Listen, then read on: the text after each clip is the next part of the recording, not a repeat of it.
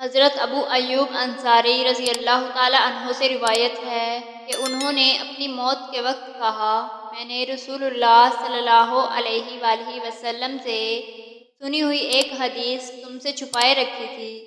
میں نے رسول اللہ صلی اللہ علیہ وآلہ وسلم سے سنا، آپ صلی اللہ علیہ وآلہ وسلم فرمایا کرتے تھے، اگر تم گناہ نہ کرتے تو اللہ تعالیٰ ایسی مخلوق پیدا فرماتا جو گناہ کرتی اور اللہ انہیں معاف فرماتا۔ صحیح مسلم حدیث نمبر 6963۔ حضرت سہل بن سعد رضی اللہ تعالیٰ عنہ رسول اللہ صلی اللہ علیہ وآلہ وسلم سے روایت کرتے ہیں کہ آپ صلی اللہ علیہ وآلہ وسلم نے فرمایا، جنت میں ایک ایسا درخت ہے کہ جس کے سائے میں چلنے والا سوار 100 سال تک بھی اسے طے نہیں کر سکتا۔ صحیح مسلم حدیث نمبر 7138۔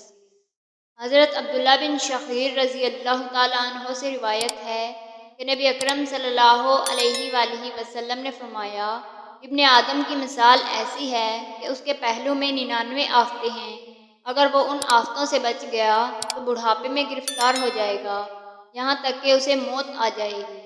جامع ترمذی حدیث نمبر 2150۔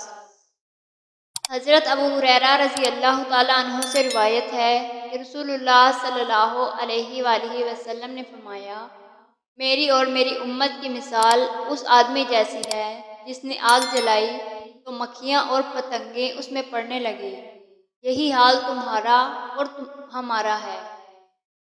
میں تمہاری کمر پکڑ پکڑ کر تمہیں بچا رہا ہوں اور تم ہو کہ اس جہنم کی آگ میں بلا سوچے سمجھے گھسے چلے جا رہے ہو۔